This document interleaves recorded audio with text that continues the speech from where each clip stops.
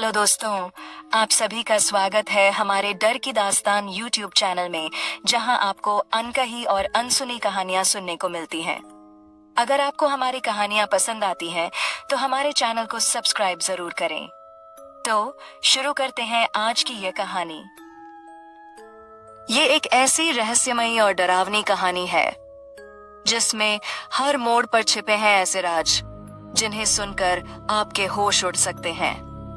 Episode number 1। ये कहानी है अनुराग श्रीवास्तव की, एक ऐसे इंसान की जिसकी जिंदगी अचानक ऐसी शक्तियों से टकरा जाती है जिनके बारे में आम इंसान सिर्फ कहानियों में सुनता है। इस सफर में उसे मिलेंगी डरावनी आत्माएं, सदियों पुराने रहस्य और एक ऐसा रास्ता जो सीधे अंधेरे और दिव्य शक्तियों की दुनिया में जाता है। ये सिर्फ एक कहानी नहीं, बल्कि एक रहस्यमयी यात्रा है जो हर एपिसोड के साथ और खतरनाक होती जाएगी। इस सीरीज के आने वाले एपिसोड में ऐसे ऐसे रहस्य सामने आएंगे जिनके जानकर शायद आप भी सोचने पर मजबूर हो जाएंगे कि क्या सच में इस दुनिया में ऐसी शक्तियां मौजूद हैं। तो तैयार हो जाइए एक ऐसी कहानी के लिए जो आपके डर, रोमांच और रहस्य की सीमाओं को तोड़ देगी। उत्तर भारत के एक दूर दराज इलाके में एक छोटा सा गांव था, कृष्णपुर। यह गांव बहुत बड़ा नहीं था, बस कुछ मिट्टी के घर, कुछ कच्ची गलियां और चारों तरफ फैले हुए खेत। गांव के एक तरफ एक घना और डरावना जंगल था। लोग उसे कालवन कहते थे। गांव के बूढ़े कहते थे कि उस जंगल में दिन के समय भी अजीब सा अंधेरा रहता है और रात में तो जैसे वहां कोई दूसरी ही दुनिया जाग जाती है। शाम का समय था। सूरज धीरे धीरे खेतों के पार डूब रहा था। आसमान में हल्का लाल रंग फैल गया था। हवा बहुत हल्की चल रही थी, जिससे खेतों में खड़ी सूखी घास सरसराहट की आवाज कर रही थी। दूर कहीं से गायों के गले में बंधी घंटियों की आवाज आ रही थी। गांव के कुत्ते कभी कभी भौंक उठते और फिर अचानक सब कुछ शांत हो जाता। इसी गांव के एक कोने में एक छोटा सा मिट्टी का घर था। वह घर था अनुराग श्रीवास्तव का। घर इतना पुराना था कि दीवारों में जगह जगह दरारें पड़ चुकी थीं। छत पर रखी हुई पुरानी टाइलों के बीच से कई बार बारिश का पानी टपकता था। घर के अंदर एक पुरानी खाट पर अनुराग के पिता लेटे हुए थे। उनका शरीर कमजोर हो चुका था। काफी समय से वह बीमार थे। कोने में एक छोटा सा मिट्टी का चूल्हा था, जिस पर अनुराग की मां बहुत धीमी आंच पर दाल पका रही थी। दाल की खुशबू पूरे घर में फैल रही थी, लेकिन उस खुशबू में भी एक अजीब सी कमी थी, क्योंकि उस घर में दाल के साथ खाने के लिए रोटी भी मुश्किल से होती थी। अनुराग घर के बाहर आंगन में बैठा था। उसके सामने सूखी जमीन थी। वह एक पत्थर को बार बार अपने पैर से ठोकर मार रहा था। उसके चेहरे पर मायूसी साफ दिखाई दे रही थी। उम्र ज्यादा नहीं थी, शायद 20 या 21 साल, लेकिन जिंदगी ने उसे बहुत जल्दी बड़ा बना दिया था। अंदर से उसके पिता की खांसी की आवाज आई। खांसी इतनी तेज थी कि जैसे उनका सीना फट जाएगा। अनुराग ने तुरंत सिर उठाया। उसके चेहरे पर चिंता साफ दिख रही थी। वह धीरे धीरे उठकर घर के अंदर गया। उसके पिता पानी मांग रहे थे। अनुराग ने जल्दी से पास रखे पुराने लोटे से पानी उन्हें दिया। पानी पीते पीते भी उनके हाथ कांप रहे थे।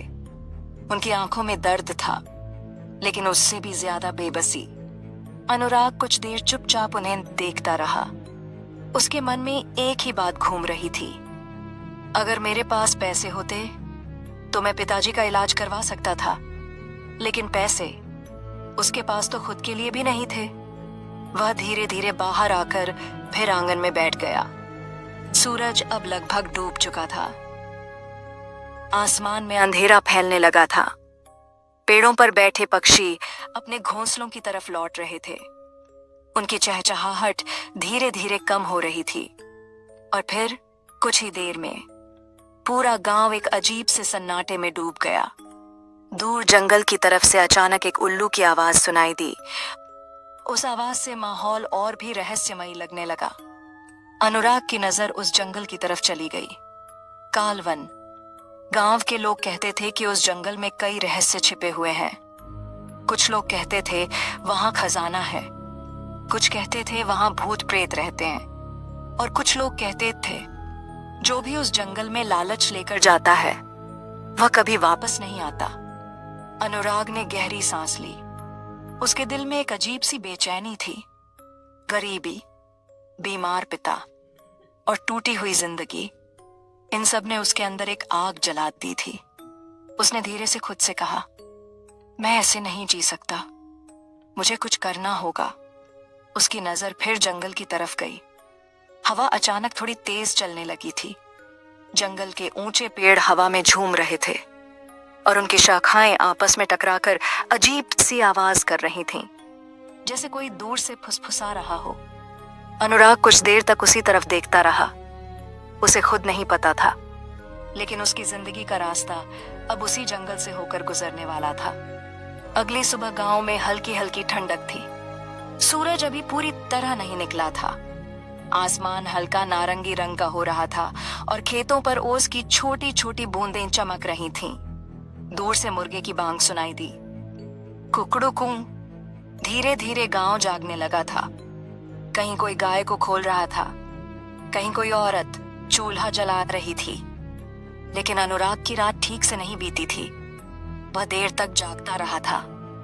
बार बार वही ख्याल उसके मन में घूम रहा था, अगर मैं गरीब ही रहा तो मेरे पिता का क्या होगा।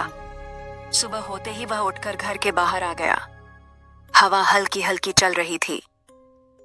पास के नीम के पेड़ की पत्तियां धीरे धीरे हिल रही थीं।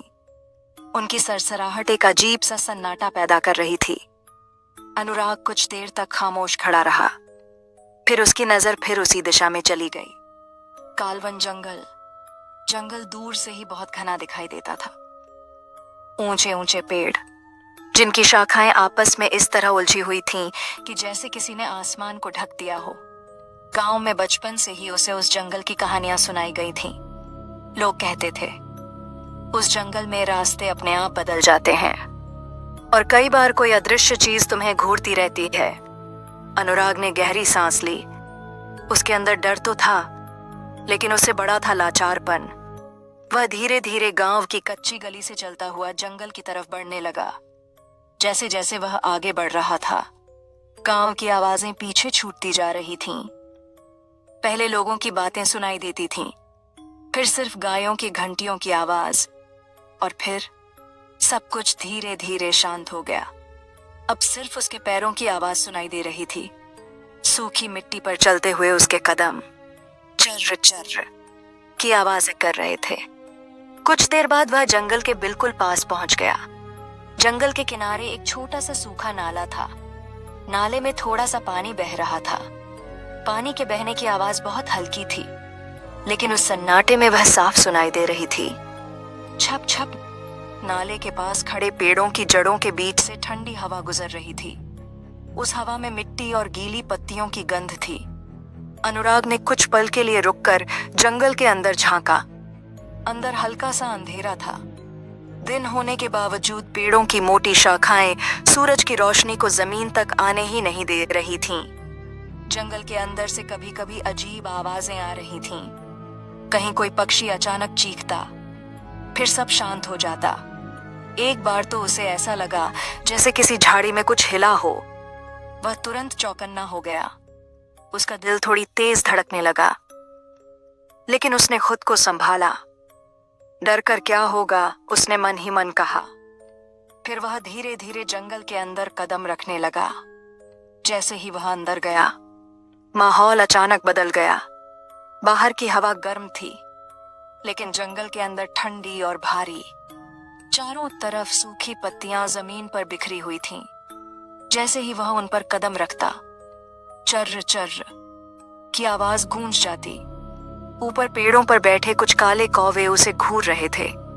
अचानक उनमें से एक जोर से कांव कांव करने लगा। उसकी आवाज पूरे जंगल में गूंज गई। अनुराग ने सिर उठाकर ऊपर देखा। उसी समय दूर कहीं से एक उल्लू की आवाज आई। वह आवाज इतनी गहरी थी कि अनुराग के शरीर में हल्की सी सिहरन दौड़ गई। जंगल में अजीब सा माहौल था, जैसे हर पेड़, हर झाड़ी उसे देख रही हो। अनुराग धीरे धीरे आगे बढ़ता रहा। कभी वह किसी टहनी को हटाता, कभी किसी झाड़ी के बीच से रास्ता बनाता। करीब आधा घंटा चलने के बाद अचानक वह रुक गया, क्योंकि उसके सामने कुछ ऐसा था जिसकी उसे बिल्कुल उम्मीद नहीं थी। एक छोटा सा खुला मैदान, और उस मैदान के बीच में एक बड़ा सा पुराना पीपल का पेड़ इतना पुराना था कि उसका तना बहुत मोटा और टेढ़ा मेढ़ा हो चुका था। उसकी जड़ें जमीन से बाहर निकलकर ऐसे फैली हुई थीं जैसे किसी बूढ़े आदमी की उंगलियां। हवा जैसे ही चलती, उसकी पत्तियां तेजी से हिलने लगती। उसी पेड़ के नीचे कोई बैठा हुआ था। अनुराग की सांस अचानक रुक गई। वह थोड़ा और पास आया। अब वह साफ देख सकता था। एक बूढ़ा आदमी, सफेद दाढ़ी, केसरिया कपड़े, आंखें बंद, और वह गहरी ध्यान में बैठा हुआ था। उसके पास एक छोटा सा कमंडल रखा था। चारों तरफ अजीब सा शांत वातावरण था। हवा भी जैसे धीरे चलने लगी थी। अनुराग समझ नहीं पा रहा था कि यह आदमी कौन है। इतने गहरे जंगल में कोई इंसान कैसे रह सकता है। वह धीरे धीरे आगे बढ़ा। जैसे ही वह कुछ कदम दूर पहुंचा, अचानक उस बूढ़े आदमी ने अपनी आंखें खोल दी। उनकी आंखों में एक अजीब सी चमक थी। उन्होंने सीधे अनुराग की तरफ देखा और बहुत शांत आवाज में कहा, आ ही गए तुम। अनुराग हैरान रह गया। वह कुछ बोल भी नहीं पाया। तभी वह बूढ़ा आदमी मुस्कुराया और बोला, तुम्हें धन चाहिए है ना? यह सुनते ही अनुराग के शरीर में जैसे बिजली दौड़ गई। उसने कभी इस आदमी को नहीं देखा था, फिर भी उसे सब कुछ कैसे पता था? जंगल की हवा अचानक थोड़ी तेज चलने लगी। पीपल के पेड़ की पत्तियां जोर जोर से हिलने लगीं, और उसी सरसराहट के बीच अनुराग को पहली बार एहसास हुआ, उसकी जिंदगी अब एक ऐसे रास्ते पर कदम रखने वाली है जहां से लौटना शायद आसान नहीं होगा। पीपल के उस विशाल पेड़ के नीचे खड़े अनुराग का दिल अभी भी तेज धड़क रहा था। हवा धीरे धीरे चल रही थी। पेड़ की अनगिनत पत्तियां एक साथ हिल रही थीं और उनकी आवाज पूरे जंगल में फैल रही थी। कभी कभी हवा तेज हो जाती तो पेड़ की लंबी शाखाएं आपस में टकराती, टक टक, जैसे कोई अदृश्य हाथ उन्हें हिला रहा हो। अनुराग की नजर उस बूढ़े आदमी पर टिकी हुई थी। वह बिल्कुल शांत बैठे थे। उनकी सफेद दाढ़ी हवा में हल्की हल्की हिल रही थी। आंखों में गहरी चमक थी, जैसे वह केवल सामने खड़े इंसान को ही नहीं बल्कि उसके मन के अंदर भी देख सकते हों। कुछ पल तक दोनों के बीच खामोशी रही।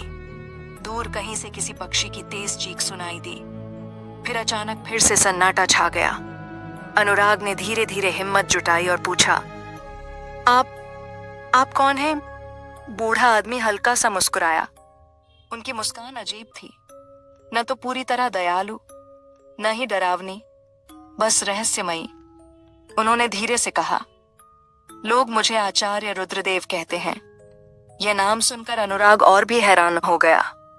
उसे समझ नहीं आ रहा था कि इतने गहरे जंगल में रहने वाला यह आदमी आखिर है कौन। कुछ पल बाद आचार्य रुद्रदेव ने उसकी तरफ गहराई से देखा। फिर बोले, तुम्हारे दिल में बहुत बेचैनी है अनुराग। यह सुनकर अनुराग चौंक गया।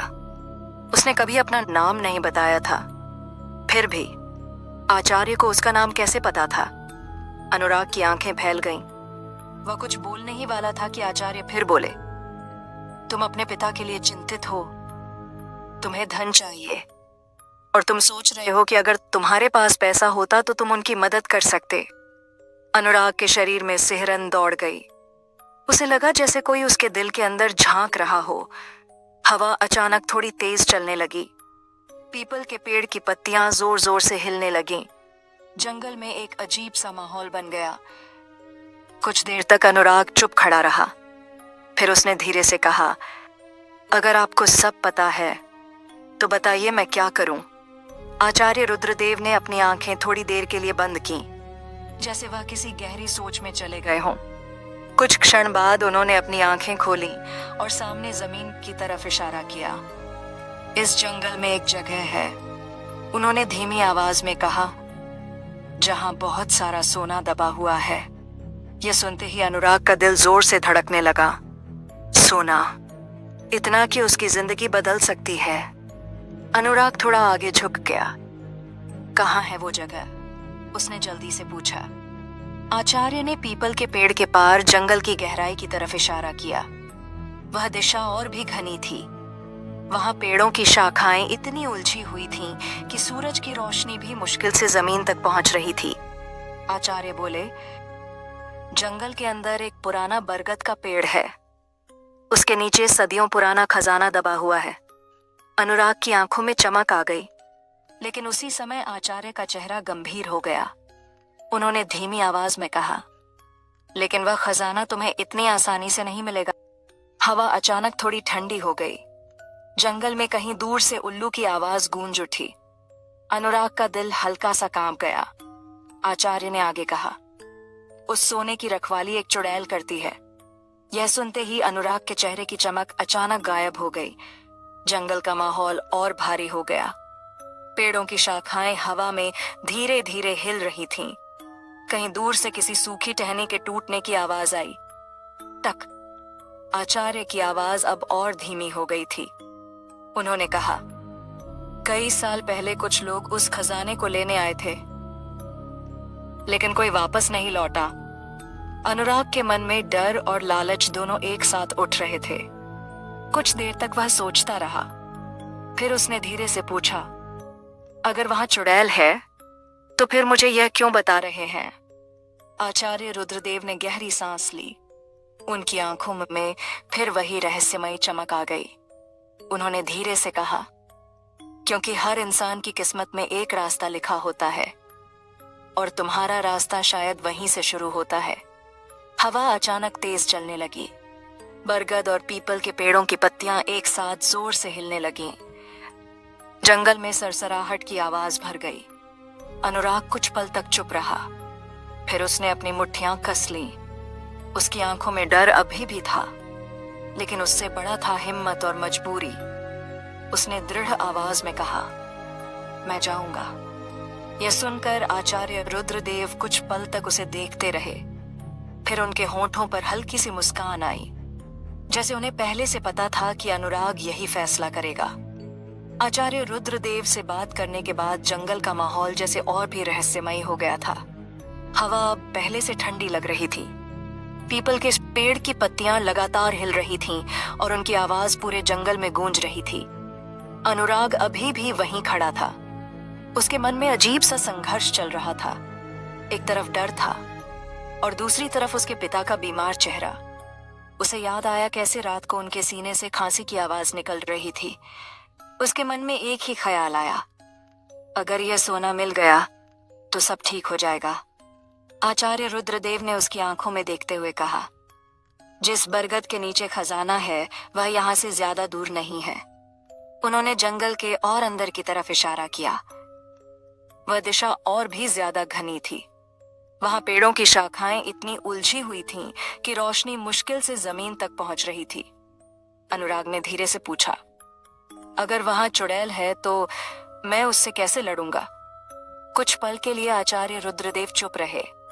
फिर उन्होंने अपनी कमंडल से थोड़ी सी भस्म निकाली। वह भस्म उन्होंने अनुराग की हथेली पर रख दी।